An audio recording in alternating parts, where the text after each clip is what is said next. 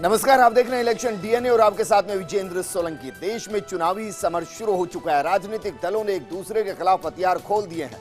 इस दौरान मिशन 25 को लेकर दोनों ही पार्टियां विश्लेषण, पड़ताल, चिंतन और मंथन करने में लगी हुई है। इस दौरान दिग्गजों पर दांव खेलने के कयास और बाड़मेर से मानवेंद्र की टिकट को किस तरीके से पक्का माना जा रहा है।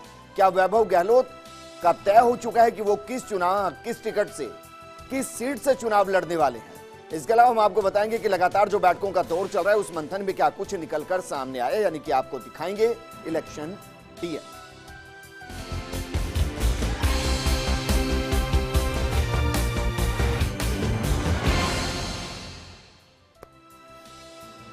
इलेक्शन डीएनए की शुरुआत करते हैं एक ऐसी बैठक के साथ जो देर रात तक चल सकती है। केंद्रीय चुनाव समिति की दूसरी बैठक लगातार चल रही है और देर रात तक ये बैठक चल सकती है। शनिवार को भी इस समिति की बैठक रात 2 बजे तक चली थी। प्रधानमंत्री नरेंद्र मोदी की अध्यक्षता में यह बैठक चल रही है।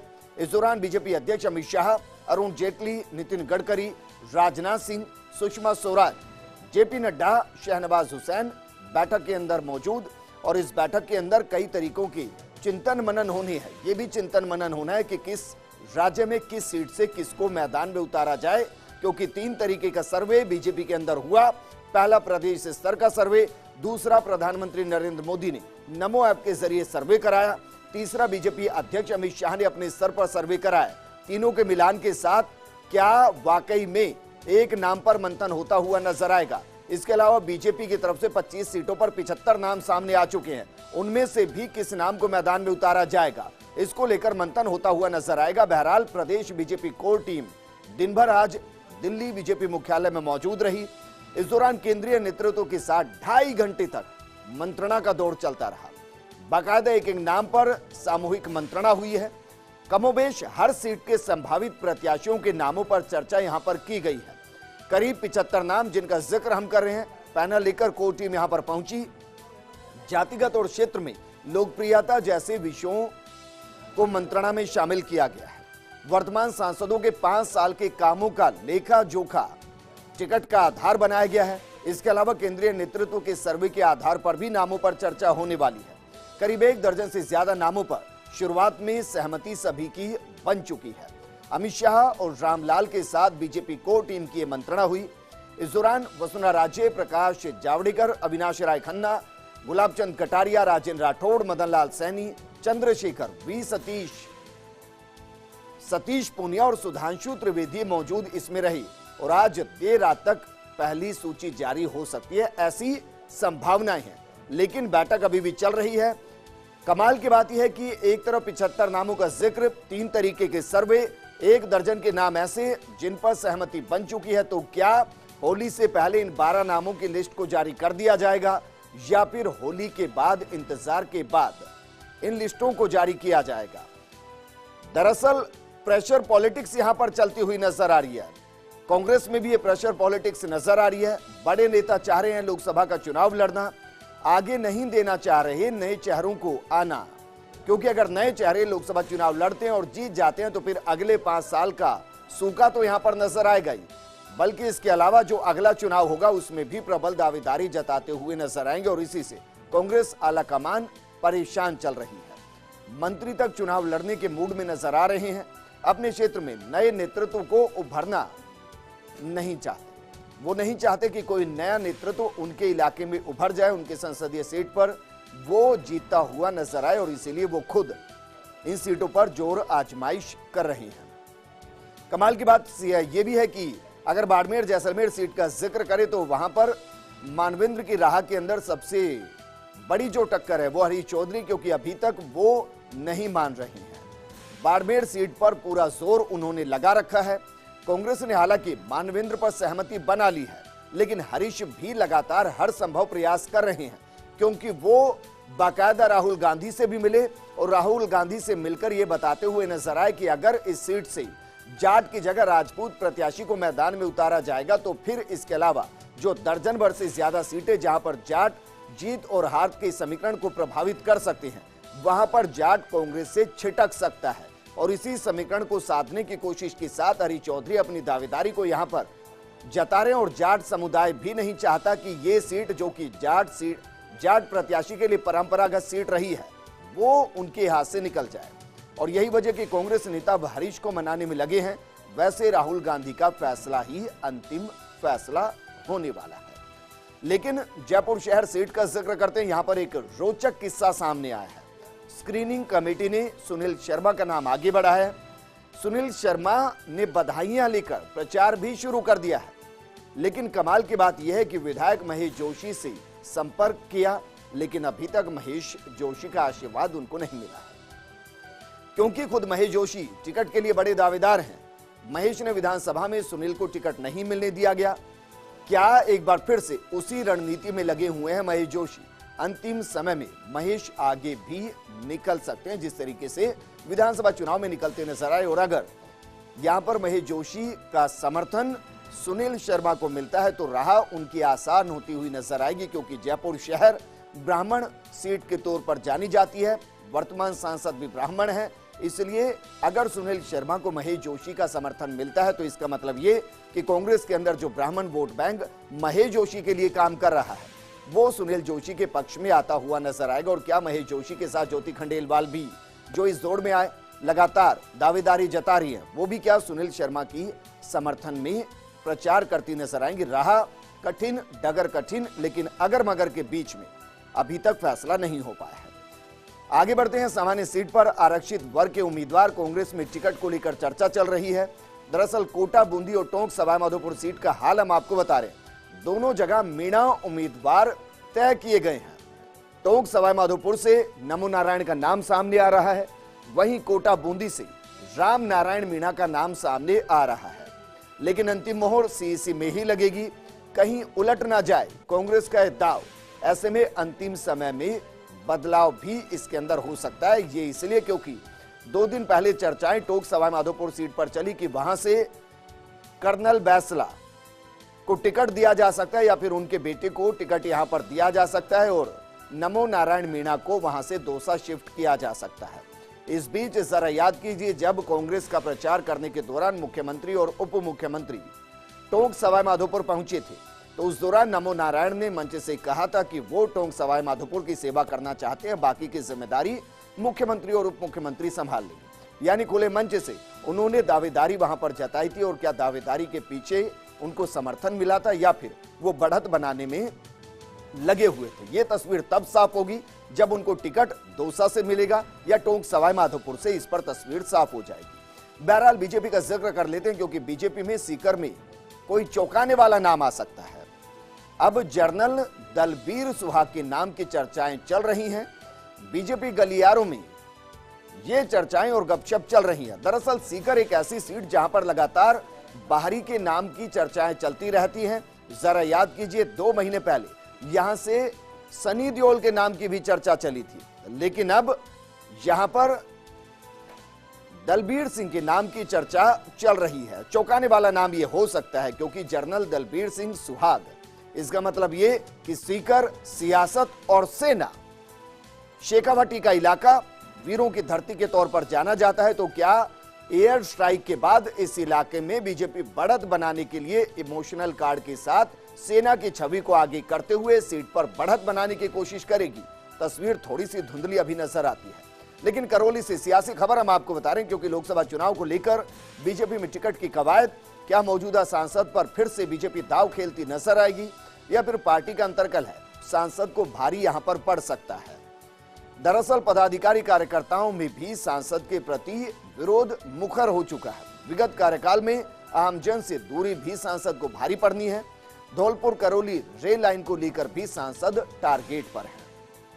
ऐसे में पार्टी में अन्य विकल्प भी तलाशे जा रहे हैं। इस बीच सवाल यह खड़ा होता है कि क्या जो 5 साल का कार्यकाल का लेखा जोखा बीजेपी के अंदर मांगा गया है उसमें सांसद साहब फिसड्डी साबित हो रहे हैं और इस वजह से टिकट कटने वाला है, या फिर अपने ही कार्यकर्ताओं के काम वो बीते 5 सालों में करा नहीं पाए इसलिए विरोध झेलना पड़ रहा है।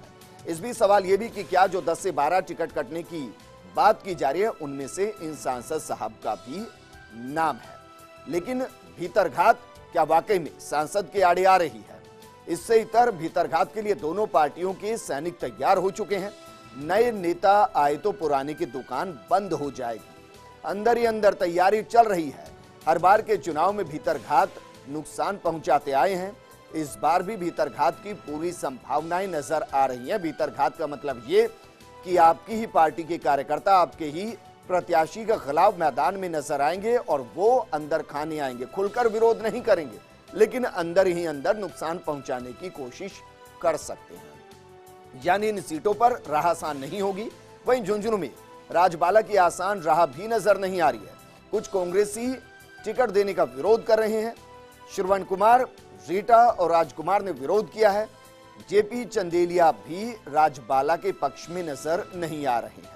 विधानसभा चुनाव से ही ये आपसी विवाद चल रहा है और विवाद के कारण मंत्री पद नहीं मिले था ब्रिजेंद्र ओला को। अब राजबाला के टिकट में भी परेशानी यहां पर आ सकती है, यानी कि इस सीट पर बाकायदा भीतरघात तो है ही, खुलकर विरोध भी यहां पर सामने आ रहा है। और अगर विधायकों का समर्थन नहीं मिला तो लोकसभा चुनाव में जीतना किसी भी सांसद के लिए मुमकिन नहीं हो पाएगा।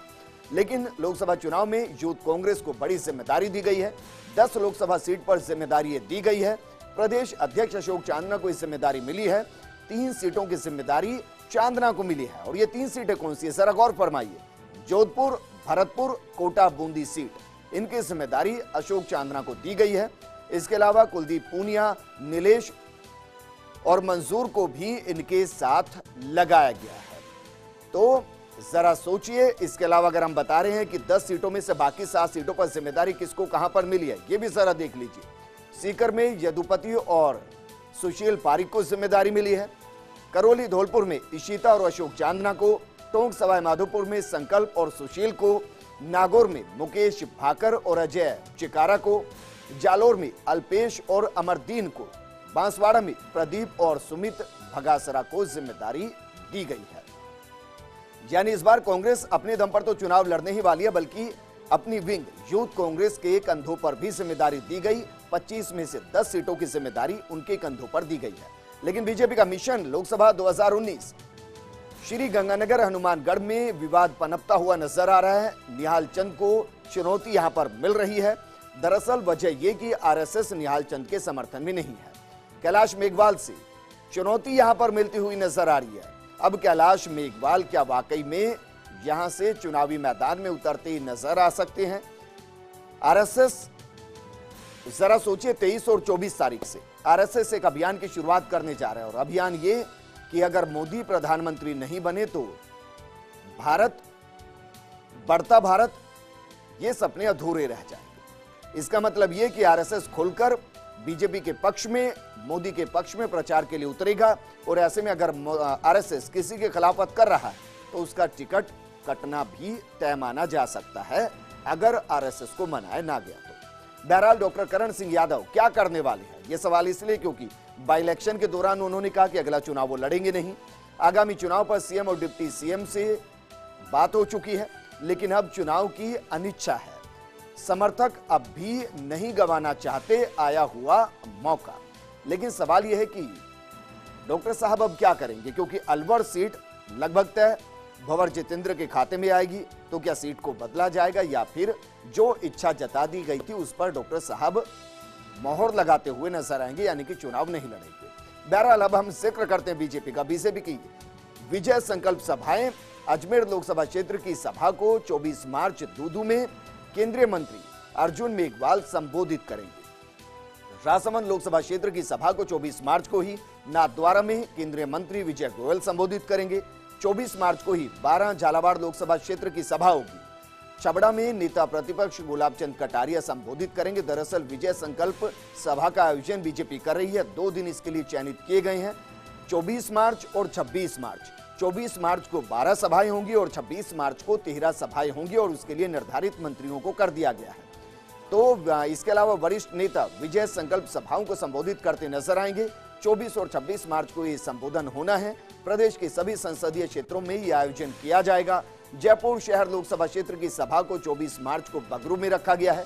राष्ट्रीय उपाध्यक्ष और पूर्व मुख्यमंत्री वसुंधरा राजे इस सभा को संबोधित करेंगी। 24 मार्च को ही सीकर लोकसभा क्षेत्र की भी सभा है।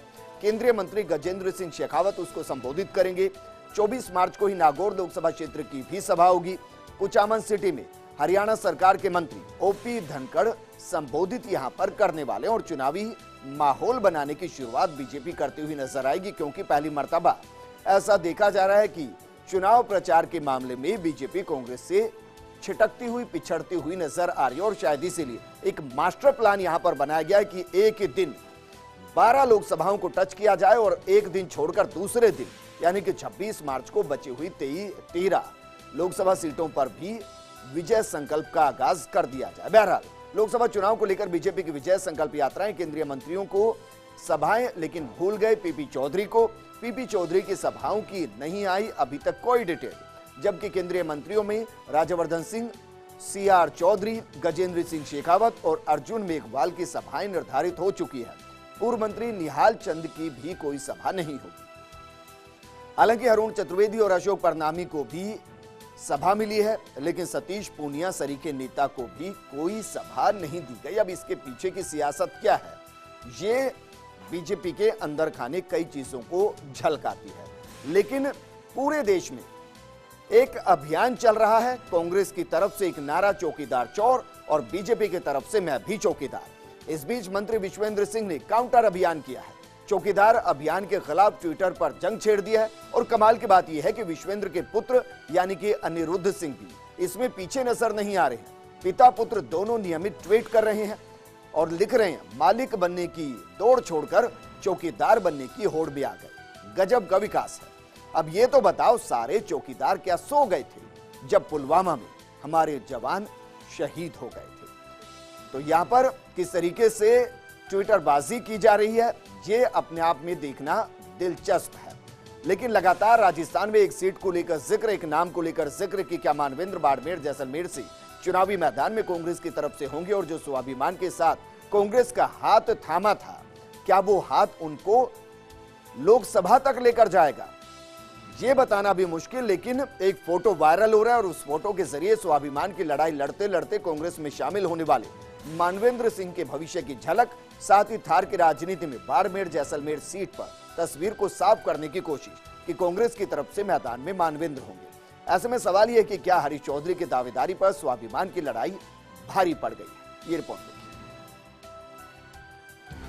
स्वाभिमान के साथ अमीन खान, मानवेंद्र की मुश्किल का समाधान, टिकट की राह में गाड़ी की सवारी, बाड़मेर में लड़ेंगे मानवेंद्र अब की बारी। कहते हैं कि सियासत में संदेह का अपना ही संदेश होता है और संदेश के जरिए सियासत को कैसे साधा जाता है ये भी नेताओं के सियासी कौशल पर निर्भर करता है। और जब संदेश को सीधा सीधा ना दे पाए तो फिर इशारों इशारों में अंदाजा लगाने के लिए संकेत दे दिए जाते हैं। तो क्या मानवेंद्र ने बाड़मेर जैसलमेर सीट पर यही संदेश इस फोटो के साथ दे दिया है, जिसमें बाकायदा शिव विधानसभा से विधायक अमीन खान मानवेंद्र के गाड़ी के साथ नजर आ रहे हैं? ये तस्वीर क्या इस बात की तस्दीक करती है कि मानवेंद्र के टिकट की राह में अब नो इफ नो बट वाली सियासत की सिचुएशन आ चुकी है? इसको समझने के लिए जरा समझिए कुछ दिन पहले अमीन खान ने क्या कहा था। अब कैंडिडेट को तो तय करना कांग्रेस पार्टी आला कमान का काम है, असल में सही बात ये है।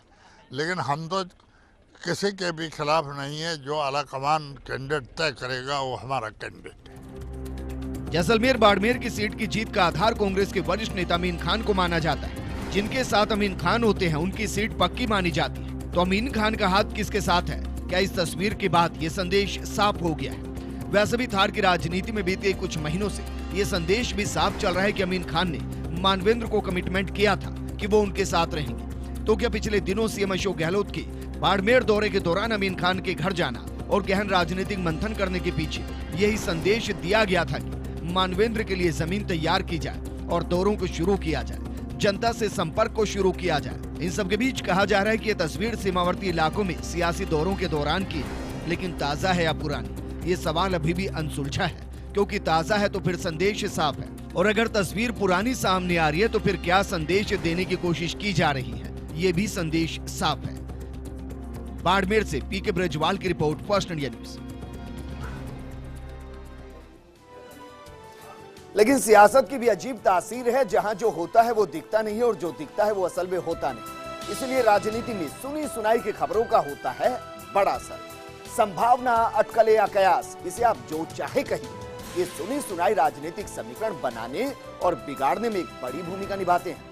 तो जरा आप भी सुनिए सुनी सुनाई हमारे सहयोगी लक्ष्मण राघव की जुबान। अब देखो थोड़ी गॉसिप, थोड़ी खुसर फुसर, यही है सुनी सुनाई का सफर। सुनते हैं एक जमाने में जितनी चर्चा चाय वाले की हुई थी, उससे कहीं अधिक चर्चा अब चौकीदार की हो रही है। लेकिन इस बार दूसरा खेमा भी उतना ही चौकन्ना है। जी हां, जमकर आरोप प्रत्यारोप सोशल मीडिया पर हो रहे हैं। राजस्थान में तो एक मंत्री के बेटे भी मैदान जंग में उतर आए हैं, जमकर व्यंग बाण चलाए जा रहे हैं। अब भाई चौकीदार चोर है या साहूकार, लेकिन लगता ये जरूर है कि इस चुनाव में शोर चौकीदार को लेकर ही हो रहा है। मुद्दे मानो गायब हो गए हैं। सुनते हैं कि पश्चिमी राजस्थान की एक तेज तर्रार, बहुत अच्छी बोलने वाली, अच्छे घराने की नेत्री का वीडियो वायरल हुए भले ही 5-6 दिन बीत गए हों, लेकिन अभी भी सियासतदान है कि कोई मौका नहीं छोड़ रहे हैं। हालांकि इसका कारण यह भी बताया जा रहा है कि पश्चिमी राजस्थान की एक सीट पर फिर से दो जातियों के प्रत्याशियों के बीच एक ही दल में रेस चल रही है। ऐसे में एक बार फिर से उसी खेमे के कुछ लोग उस वीडियो को वायरल कर रहे हैं। इतना ही नहीं, 2 दिन पहले तो मुख्यमंत्री का एक फर्जी ट्विटर मैसेज भी वायरल कर दिया गया। हालांकि दबी जुबान में अब लोग ये भी चुटकी ले रहे हैं कि पता तो चले किसान कौन है और सामंत कौन। इलेक्शन डीएनए में फिलहाल इतना ही। आप बने रहिए फर्स्ट इंडिया न्यूज के साथ और आगे देखिए न्यूज।